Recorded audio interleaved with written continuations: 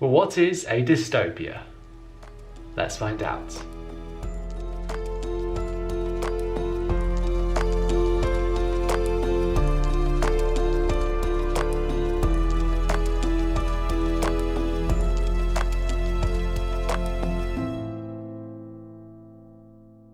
Hello, my name is Liam J.L. Knight, and I'm a doctoral researcher in English literature at the University of Birmingham.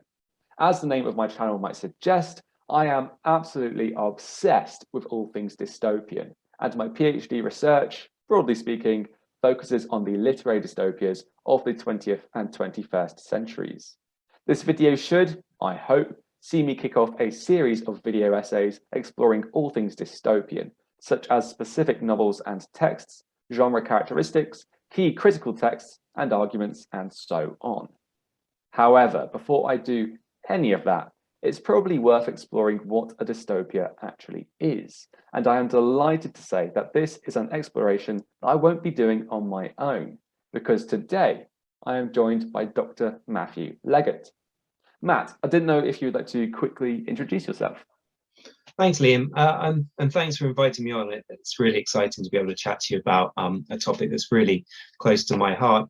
My name is Matt. I am a lecturer at the University of Winchester, where I lecture in English literature and American literature, although I do quite a lot of interdisciplinary work. So I also sort of teach film and TV and even some video game adaptations. I particularly teach a module in the third year called Utopian and Dystopian Fiction, which is my personal research interest.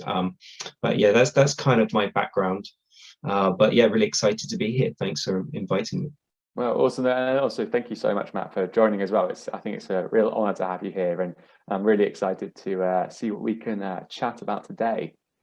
So, Matt, if we wanted to think about discovering dystopia, I was wondering, where might we start if we were to think about, where dystopia comes from, where its origins might lie?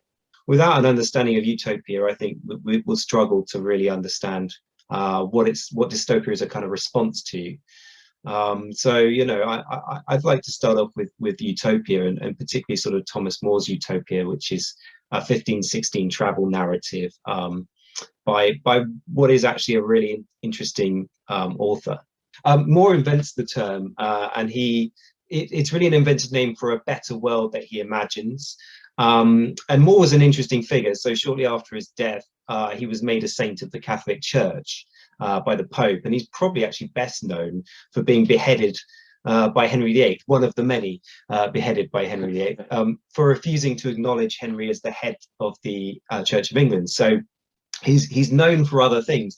And he was also a lawyer, philosopher, and a politician. So it's really these three jobs that characterize, I would argue, his text Utopia. For people not familiar with the text Utopia, yeah, it's about essentially this island nation that is this brilliant place to live that Sir Thomas More sort of thought about, and there's no private property. Everyone's taught to farm and learns like an essential trade to help like the good of sort of society. Everyone wears the same clothes, so individualism is sacrificed, but then also there's no sort of way of maybe marking difference in that sense. So that could be a negative thing, could be a positive thing. There's no unemployment, again, which is quite a utopian sort of characteristic. There's big like communal living and communal eating, and I guess actually sort of thinking back to More's Utopia, I sort of see it as being really characterized by that communal aspect. Families don't just live together in their own property. It's sort of a whole collection of adults that live in a property and have like group responsibility for bringing up children.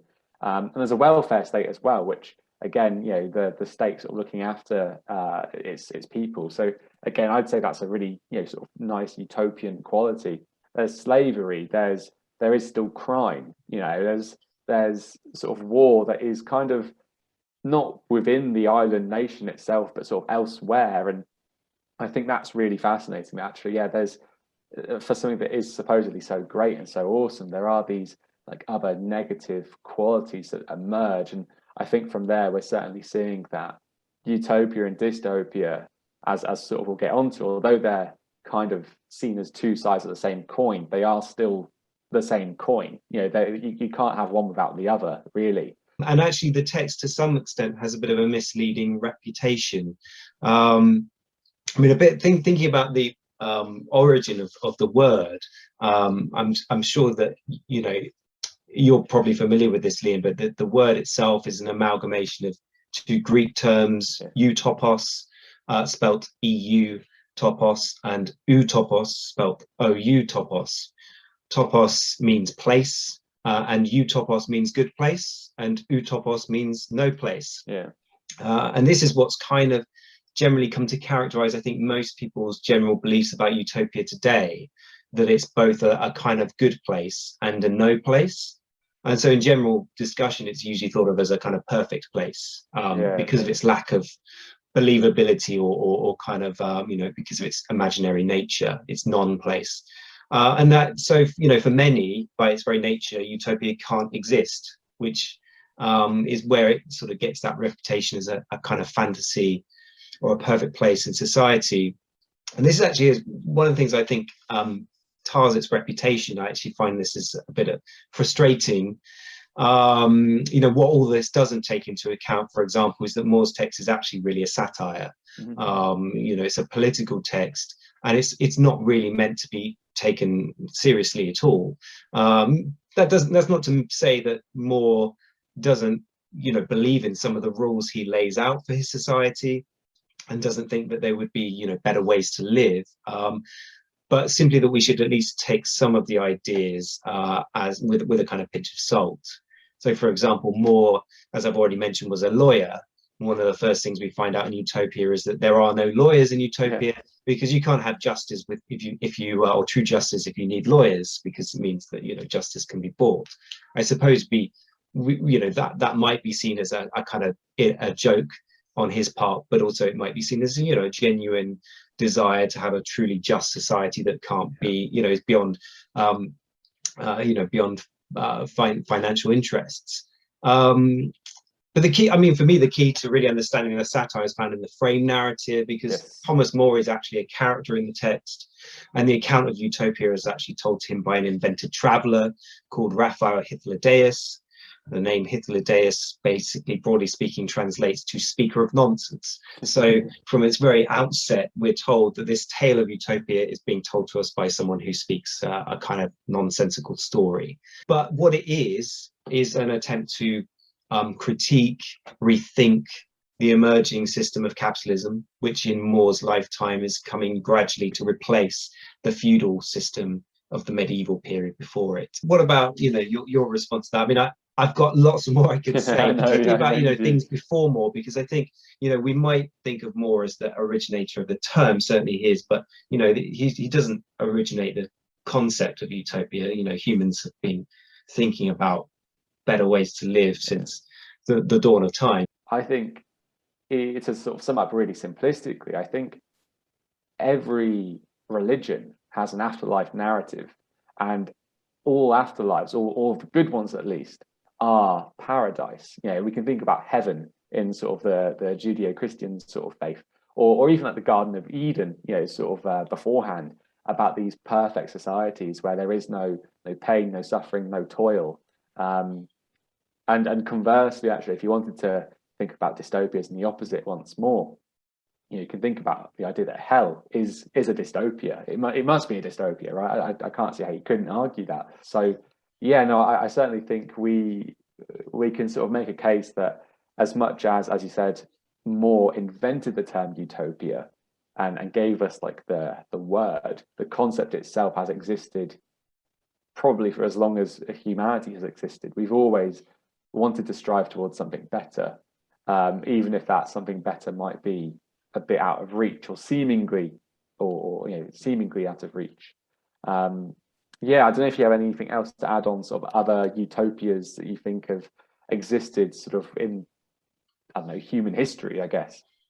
Certainly, you're right to think about sort of religion and all kind of belief systems have, as you say, an idea of a better place that either existed in the past that they're trying to return to, or that might exist in an afterlife, as you suggest.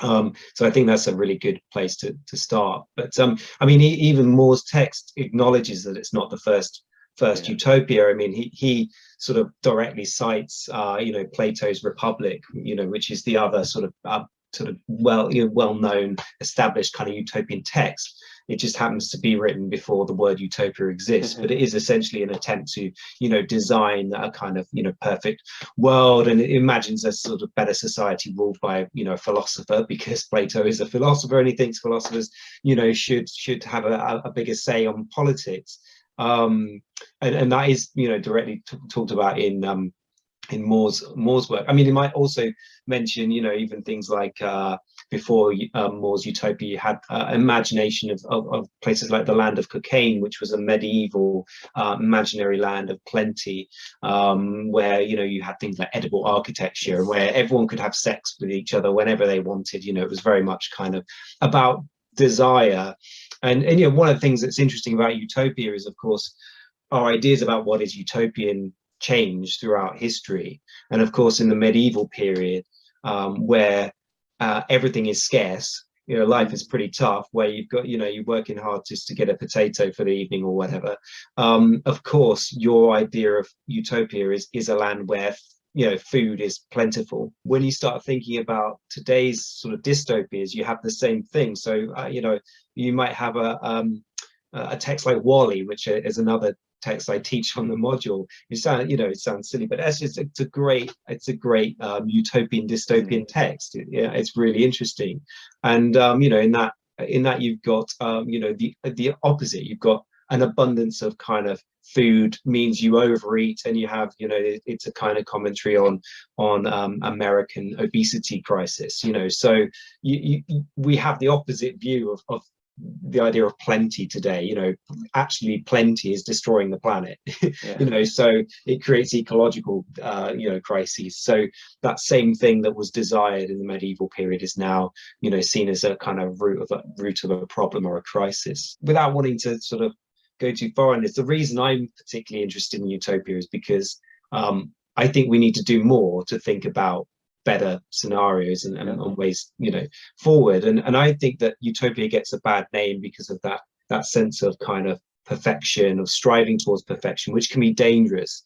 And we can talk a bit later on, perhaps when we get to dystopia, about how that actually often generates dystopias. But I actually think I really like Oscar Wilde's statement about utopias. For me, this is the one that really kind of encapsulates why I'm invested and interested in utopia. So I prefer to think of it not as a perfect place, but as a better place that we can aspire toward, strive toward.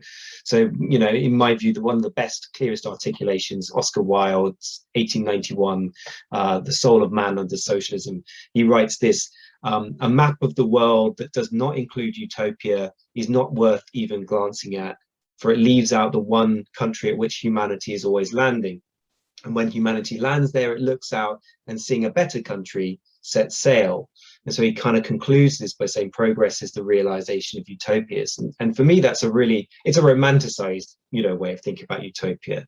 But it's that idea that it's always on the horizon. And actually, when you get there, maybe it's not as great as you thought, but then you look out and you see something better. And actually, as a society, we wouldn't have any of the kind of stuff we have today without someone's utopian vision being kind of at the heart of that, and driving progress forward to some extent. And that's not to say that we live in a utopia today. Again, that's something maybe we can come back to later, but that is to say that where we're at today, talking to each other via computer in this way, whatever, these crazy world we live in, it's a product of someone's vision of utopia to some extent. Yeah, I kind of like the idea that utopia may not necessarily be the perfect place, but actually it's a better place that has been imagined, but then it's something that someone has enabled to happen, or has activated, or it's something that we asymptotically strive towards continuously. That continuous sort of improvement and development helps us to get to a better place than we were in yesterday, for instance. And if that's sort of the utopian impulse and the utopian ideal, then sign me up, because I think we could always do something a little bit better, you know. So if that's like a utopia, then a dystopia, to sort of move it into sort of that territory, I guess a dystopia could be seen as the opposite. One of the sort of earliest uses of the term dystopian, or dystopians in the plural, has been marked as being made by John Stuart Mill, for instance, who was an MP in the 1860s, used the term dystopians to describe the people who enforced British policy in Ireland at the time, which he called too bad to be practicable.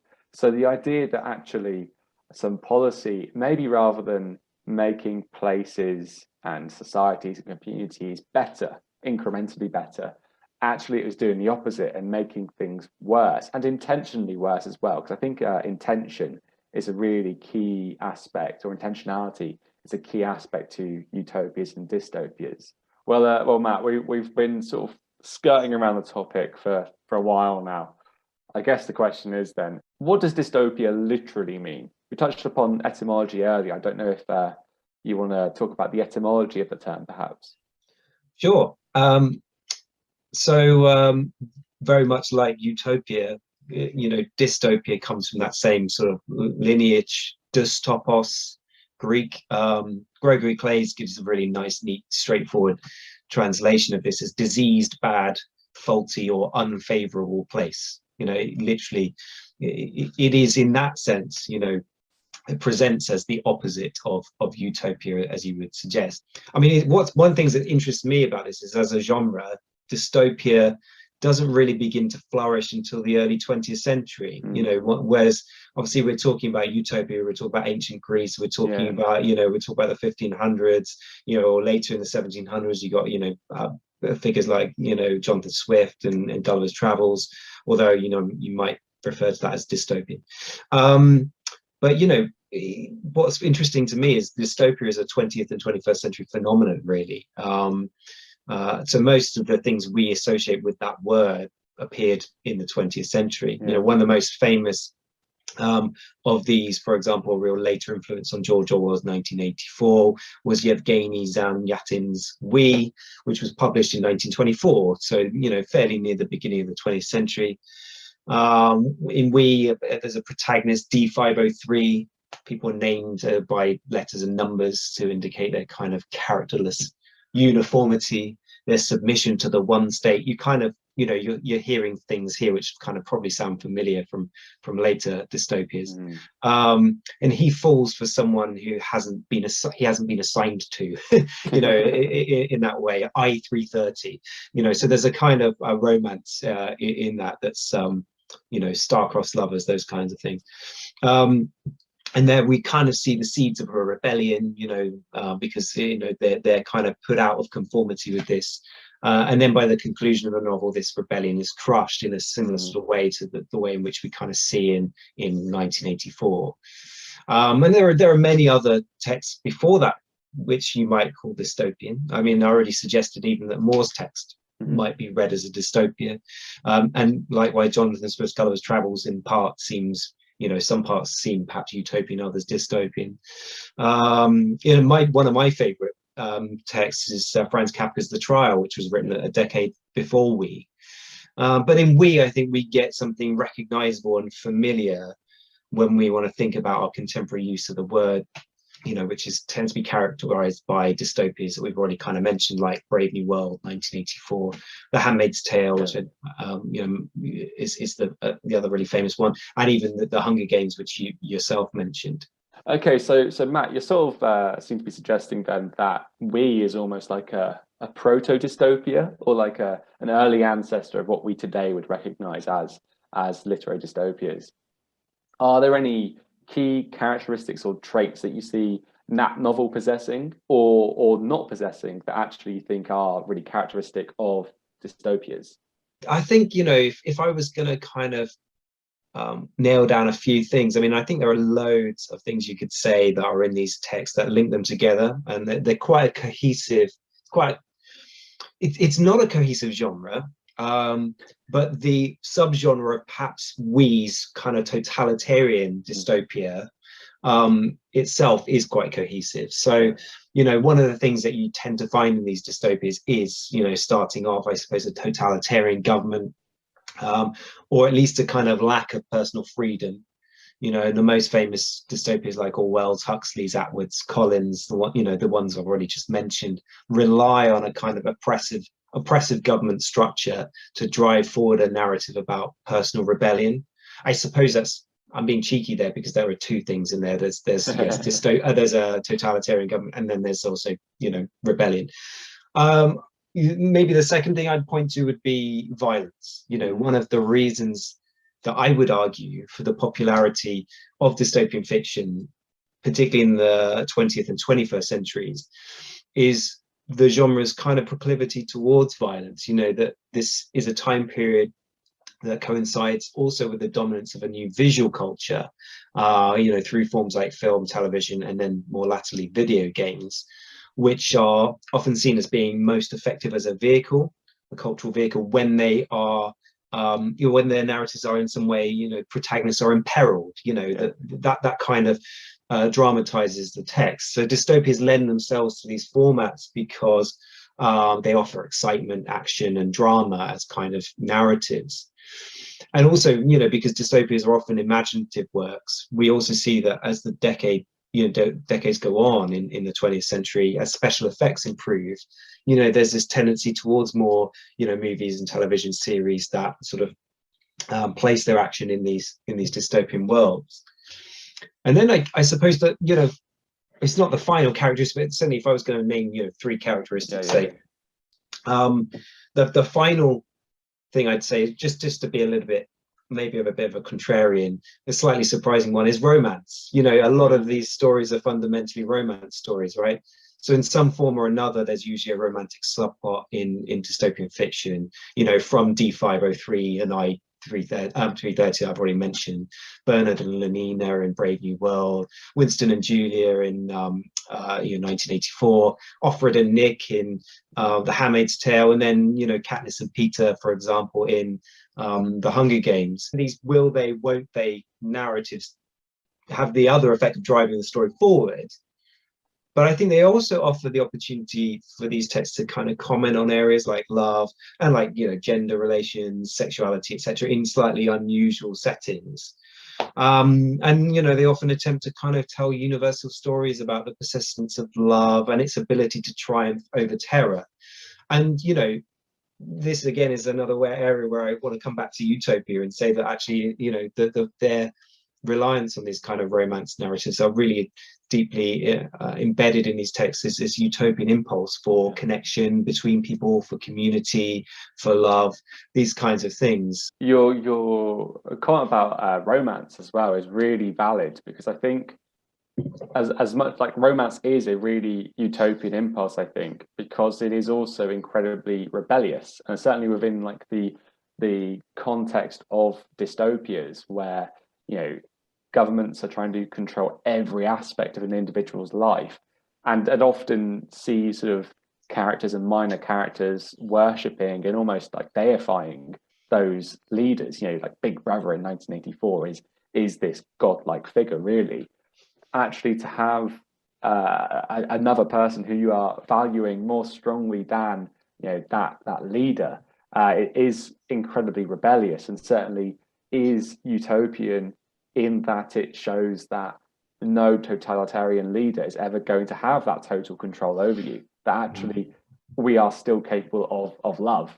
That actually makes me think of something I see as a dystopian trait, is that dystopias are often characterized, I think, by the breakdown of those meaningful relationships, because you have that dictator worship, because you live a life that is so characterized by anxiety or paranoia or fear, or even that like the society in which you live is just post-collapse.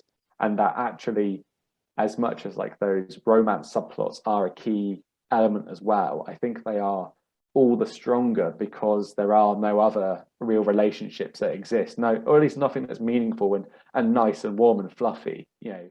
I will just say this, you know, and I already kind of suggested that that's quite a cohesive vision of a genre, or a subgenre, if you like. But of course, you know, we do recognize those patterns, but actually dystopian texts can vary quite broadly. You know, dystopian texts, for example, tend to be very good at highlighting the social circumstances of the author. So to that extent, they're very sensitive to time changes and cultural changes. So the concerns of dystopian texts have shifted over the years to reflect this. You know, for example, that it's no coincidence that those great totalitarian dystopias we talked about, 1984 and Brave New World, were written in the early to mid 20th century, when Europe was seeing the rise of fascism. You know, likewise, it's no wonder that Atwood finally decided to revisit The World of the Handmaid's Tale when she published The Testaments in 2019, you know, as a kind of response to Trump's America and Trump's views on gender. You know, they do respond to society, you know, broadly speaking. I think also what you're talking about, extrapolation of trends, and how that is quite dystopian, how dystopias shift and evolve with the time, that our understanding of what is dystopian depends on the context in which A, we live, and B, the authors that are writing them live.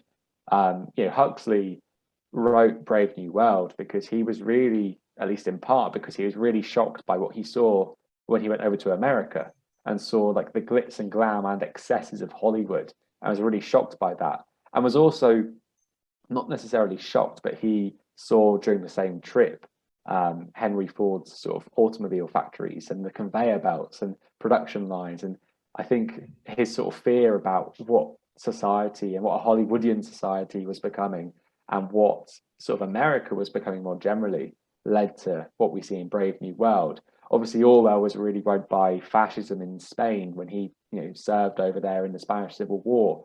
But also, I think, and this comes across really strongly in some of his writings about his time over in Spain, he was actually quite shocked about how political narratives could be written and rewritten to suit certain political needs as well. You know, he makes a comment about newspapers in England or in Britain depict a war that has nothing, like no similarity whatsoever to the reality that he was actually fighting and serving in. And I think that really comes across strongly in 1984, the fact that, you know, Winston rewrites the past for a living, you know, and that nothing is ever truly objectively knowable if the people in charge can decide it's changed like that.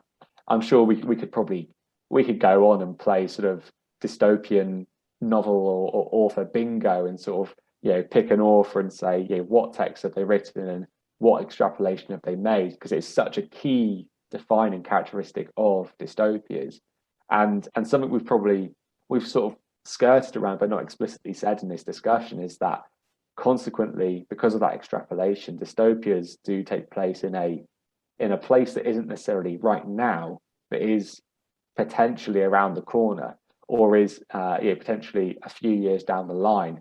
And so it may not be as like far-reaching as science fiction. You know, we're not necessarily going to be set in the year 8 million, but actually it could be another decade, another year, another century, whatever. That is still, to some extent, recognizable, but it's still like unfamiliar to an extent, but it still has, again, recognizability within that. One sort of final aspect I'd like to talk about, if I may,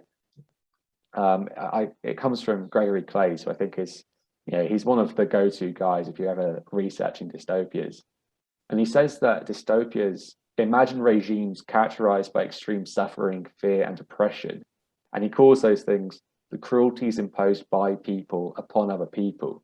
And that, for me, is really central to my understanding of dystopias, is that like a novel or a story, an imagined piece of writing, can be set in a really bad place, you know, a really awful place.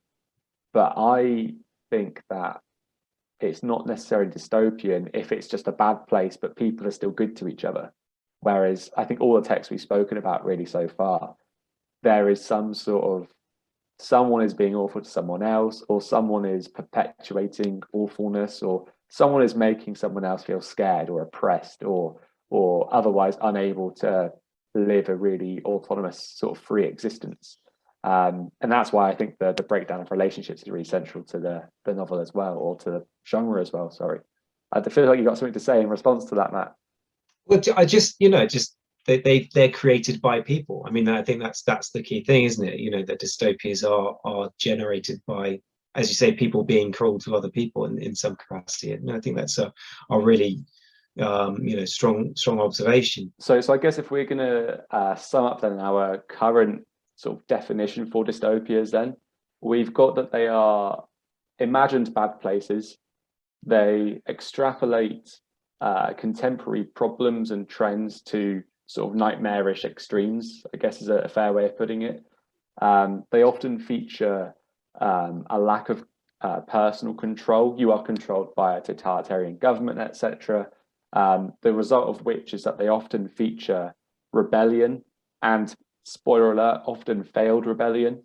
And maybe a form that rebellion can take is in the romances that sort of exist within those sort of stories as well. And ultimately, yeah, people are awful to other people, and therefore relationships are hard to sort of find. Yeah, sort of meaningful relationships, positive relationships are difficult to find. I would say as a caveat, because I sort of anticipate a comment or a sort of rebuttal somewhere down the line along this line. I would still argue that some like post-apocalyptic narratives are still dystopian, but not all post-apocalyptic narratives are dystopian. For instance, I would say The Road does bear dystopian traits because, like, it's the father and the son, they have those strong relationships, but actually because society is broken down and is non-existent anymore, it's everyone for themselves, it's man eat man, and therefore I think there's a dystopian quality. Okay, Matt, so we've just sort of worked on I guess a working definition towards dystopia, and that idea of often found in literature, the idea that it's imagined bad places and so on. I'm not going to go over all our aspects because we've just spent quite a bit of time chatting over them, and I'm sure people can remember. But is there anything about our definition that you think actually we need to sort of dismantle, we need to tear apart, we need to problematize a little bit more before sort of wrapping this video up? I think we've kind of, as a result of the conversation, we've been binarizing, haven't we? We've been pulling these two apart and thinking about, utopian and dystopian fiction as oppositional. And I have tried sort of a number of times to get back to this idea that there's a very fine line between them. And I know you were talking about kind of the depressing endings, if you like, of kind of a text like 1984, where it seems like the rebellion has been crushed. But actually, I always think that also misses out the fact that there's an appendix afterwards, which actually suggests that we're talking in the past tense. This regime no longer exists. And then something very similar happens in The Handmaid's Tale. There are very few texts, I would argue, that are so bleak that there is no hope left in any sense. And I think these are fundamentally hopeful texts. And if we're in an environment in which the only way to imagine the end of capitalism is to imagine the end of the world, then fundamentally, actually, any attempt to imagine the end of the world is in some senses utopian. You raised a really important point there about even quite ostensibly dystopian texts containing those moments of hope and those utopian moments as well. And even you mentioned The Handmaid's Tale. I'm going to mention this like really quick anecdote because I think it's funny and actually there's a lesson to be learned from it. When I first read The Handmaid's Tale, obviously you alluded to the historical notes there at the end, which for people who are watching who haven't read The Handmaid's Tale, it's an interview essentially with an academic from a time in the world future to the end of sort of the main story of The Handmaid's Tale.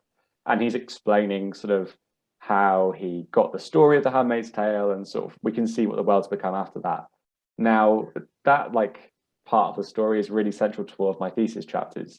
But actually, when I first read The Handmaid's Tale, I think it's when I was doing my PGCE, so actually like quite late in the game for me, I saw historical notes and I saw this is a partial transcript of blah, blah, blah, conference, etc.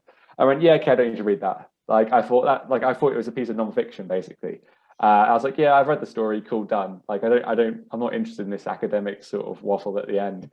You won't be alone in that. You won't be alone. Loads of people will have done the same thing, Liam.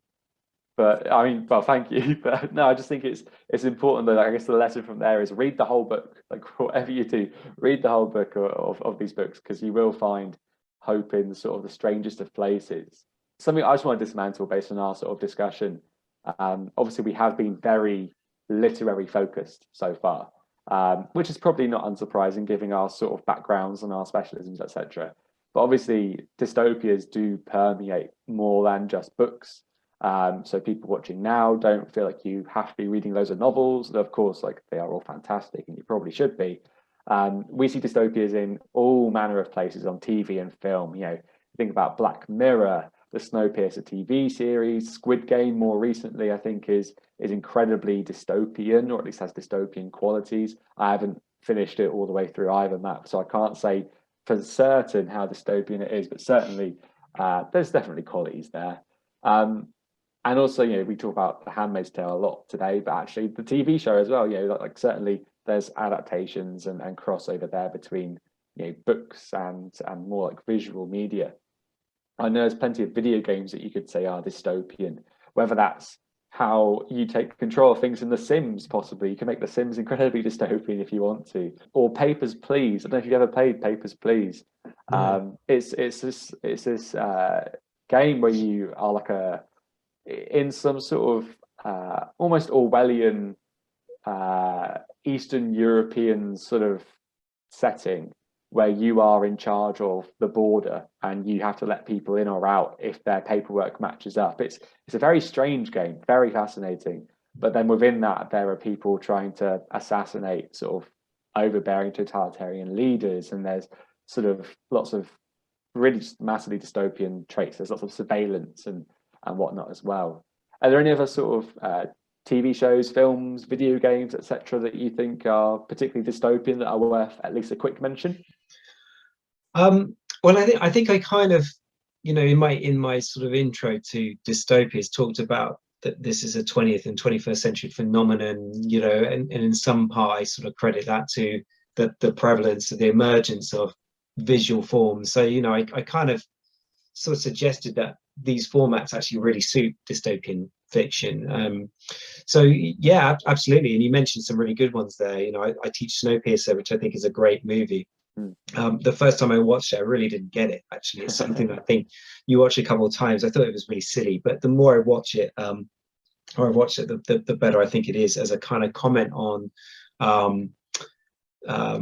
climate change, but more broadly, kind of the logic of capitalism. I teach video games just for like 1 or 2 weeks on my module, partly because I'm a big gamer, but they're also, you know, fantastic narratives these days. I actually teach the BioShock, the first BioShock game, which, you know, it's getting a little bit old now. I think it's 2007, I want to say. Yeah.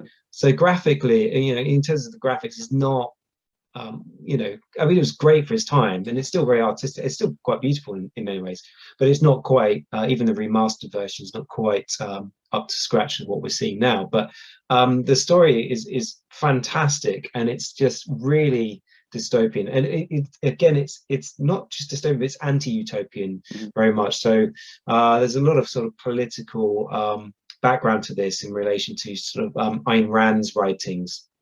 And the game sort of takes kind of a Randian philosophy, if you want to, you know, look up what that kind of is in that perhaps more detail. But this sort of sense that everyone, you know, it's kind of dog eat dog capitalism. It's capitalism and laissez-faire capitalism in extreme form, and what that produces is a kind of arms race, essentially, you know.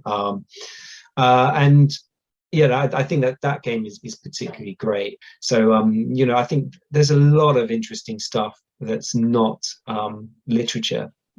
A lot of it has literary sources, but you know, fundamentally, actually, I looked a lot of writing about film. I teach Terry Gilliam's Brazil, for example, as well, which is one of those classics, like you know, the kind of text we talk about. Brazil, when originally it was made in the 1980s. Originally, Gilliam was going to call it 1984 and a half. You know, it's literally an homage to Orwell's novel, but it's you know, wacky, creative. The other thing to say really is, you know, we talked a lot about kind of cultural dystopias, but not really much about dystopias in real life. You know, and I guess that fundamentally sort of will depend on your political viewpoints, perhaps. But we could certainly talk about places like, I don't know, Stalin's Soviet Union as a dystopia, or modern day North Korea, perhaps as a dystopia. And these places, you know, most closely resemble the classical dystopias like Orwell's that we've talked a lot about. But I think it might be more interesting for us to think about the possibility that dystopia is a lot closer to home than we might think. You know, many Marxist scholars, for example, have argued that we're already living in a dystopia. Capitalism, in this sense, offers perhaps a utopia, but a utopia for the 1% and a dystopia for the rest. You know, it's easy to see where that argument comes from. If you're out on your multi-million-pound yacht sipping champagne in the sun, capitalism sure as hell looks like a utopia. If you're working 60 hours a week in a monotonous job with no promotion prospects, just to be able to afford rent on a single bed flat, it certainly appears less appealing and perhaps even dystopian. You know, and the point is, there's a lot more people who fall into this latter category than the former. So, you know, for the majority, perhaps it's a dystopia. That actually makes me think of, as a sort of very convenient link, actually, a quote that I wanted to mention, again from Gregory Claeys, who talks about two forms of dystopia, being the internal dystopia and the external dystopia. And he says that internal dystopias are where coercion affects the privileged as well as the rest of society. And external dystopias are where outsiders suffer the brunt of repression. And actually, although he uses dystopia in both senses, I would say that the external dystopia, where only some people suffer and others don't, is more dystopian, probably because of that hierarchy and the fact that, you know, some people are getting off okay. And whereas the internal dystopia, if everyone was playing by the same rules and was equally as limited or frustrated or repressed, that is, although it's still awful, it's kind of fairer, which is a very strange way of looking at utopia and dystopia maybe, but there's a fairness there. We've sort of dismantled dystopia somewhat by saying, actually, you know, yes, we said, you know, it's imagined writings, but that doesn't mean books. It can mean TV and film, video games, probably art as well. It's not something I'm particularly, you know, scrubbed up on, but I'd imagine there is dystopian artwork out there. But then also we talk about how dystopia does also manifest in reality, either historically or also maybe sort of elsewhere in the world right now. But then also, you know, maybe we should look a bit closer to home and closer to our own time and recognize that there are things happening around us today, especially during the midst of a pandemic, that can be seen as dystopian, whether that's the sort of big flashy Hunger Games or Orwellian sort of level dystopias, or actually the more boring, mundane, everyday dystopia. I guess also we sort of started to dismantle the idea of badness within dystopias, and that although they are all negative, they are negative not necessarily for everybody. So the 1% might find it quite utopian, the 99% dystopian. The fact that we have internal and external dystopias, but then also the idea that actually, sort of more like our earlier discussion, even in the most dystopian moments or the most dystopian sort of texts or imaginings, there are those glimmers of hope as well. And that's something that we should pay attention to and should not sort of avoid, because I think within that maybe where the sort of possibility to dismantle those very same dystopias, that might be where that possibility lies. Matt, I don't know if you have any final closing comments or any final pithy summations at all. It's been quite a sprawling conversation, hasn't it? And I'm loath to kind of reduce it to something short, but I guess, you know, if what you're looking for is a kind of what is dystopia, you know, if that's how you found this video and that's what you're looking for, maybe I should try and sum something up. But you know, I would say, for example, that the key things really is that you're looking at something that's largely a 20th and 21st century phenomenon, and as a kind of attempt to articulate growing anxieties perhaps about the direction of societies, often packaged as kind of entertaining or dramatic spectacle. But it's also, you know, and this is where I think I am particularly invested, it's also fundamentally utopian. You know, it's also a drive and desire to correct the errors of the present and to imagine a society that's different from our own. So that's what I would want to take away. Yes, sure, it's 20th, 21st century. It's about all the things we don't like. It's about, you know, about entertainment, drama, spectacle, but actually fundamentally at its heart, it's about trying to find out something new, you know, trying to work out something new for society, imagine something that's better, that corrects the errors of the day. Fantastic, thank you, Matt. I don't think I can really put it much better myself, but that's why, you know, you're the doctor in the room and I'm the doctor in training, you know. You'll be there soon, I'm sure, Liam. One day, who knows? Well, what I'd like to say is a massive thank you to you, Matt. I'll give you a round of applause, but I think that will mess up the recording sound, so I'll do like the air claps. And if you're here watching on YouTube, please do you know, give Matt your thanks as well, because yeah, Matt's taken his afternoon out here to come and chat with me about dystopias and come and chat with us about dystopias, and I do really appreciate it.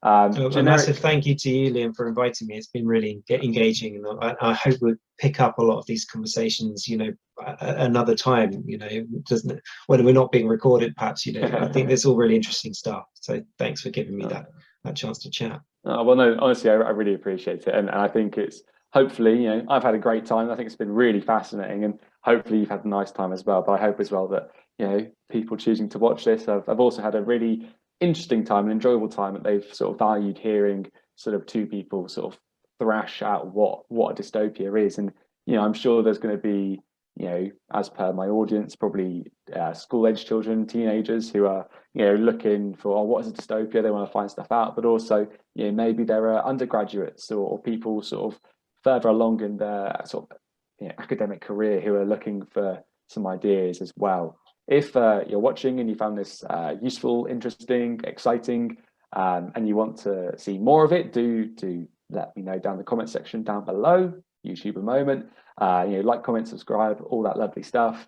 It does help me out, and also if I get the impression that people are liking this sort of content and want to see more of it, then I will do my best to make sure that, you know, either myself or in sort of collaboration with Matt in future, or other people who might be interested, I will try to make some more stuff like this, basically, if people want it.